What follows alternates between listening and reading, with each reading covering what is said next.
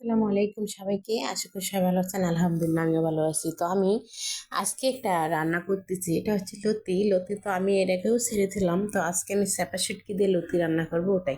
তো এই তো চাপা শুটকিটা আমি পেঁয়াজের সঙ্গে ভেজে নিচ্ছি তেল দিয়ে সুন্দর করে। তো চাপা শুটকি এখানে 3টা ছিল। আর চাপা শুটকির তো অনেক দাম। 3টাই দিয়েছি।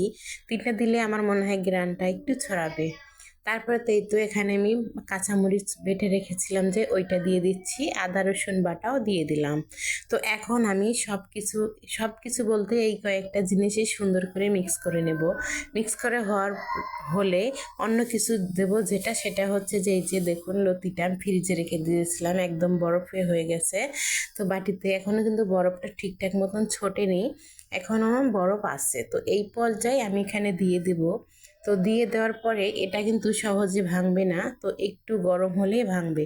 এই জন্য আমি কি করব, এখানে আমি চুলার জালটা খুবই কম দেব, দিয়ে আমি ঢাকা দিয়ে এটা রান্না করব। তাহলে কিন্তু খুব সুন্দরভাবে এটা গলে যাবে। তো আস্তে আস্তে যখন গলবে তখন কিন্তু এক্ষেত্র থেকে পানি ছড়াবে, পানি ছড়লে কিন্তু ওইটা দিয়ে আমার এটা সিদ্ধ হয়ে যাবে। তো এখানে আমি লবণ আর হলুদ দিয়ে দিচ্ছি, আগে তো দেইনি আমি লবণ হলুদটা, এই জন্য এখন দিয়ে দিচ্ছি।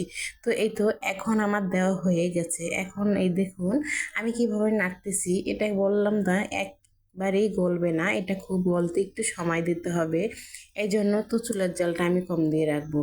তারপরে দেখুন আমি মশলাটা একটু উল্টায় দিলাম, চেষ্টা করলাম উল্টায় দেওয়ার জন্য। তো এভাবে যদি আপনারা ফ্রোজেন করে রাখেন তাহলে কিন্তু খুব সহজেই খাওয়া যাবে, নষ্ট হবে না। তারপরে তো দেখুন এখন আমি ঢাকা দিয়ে রেখে দেওয়ার পরে খুব সুন্দরভাবে বরফটা ছুটে গিয়েছে, যার পরে খুবই সুন্দর ঝরঝরা টাইপের হয়ে গেছে। একটাও এখনো গলেনি, কিন্তু গলবে, কারণ হচ্ছে দেশি লতি তো খুব তাড়াতাড়ি গলে যায় এই জন্য। তারপরে তো আমি ঢাকা দিয়ে রেখে দিয়েছি পানিটা শুকার জন্য, সিদ্ধ হবে এজন্য। তারপরে তো এখনও কিন্তু সুন্দর করে সিদ্ধ হয়নি, আরও সিদ্ধ হবে। পানিটা যতক্ষণ আছে ততক্ষণ শুকায়ও যাবে, সিদ্ধ হয়ে যাবে।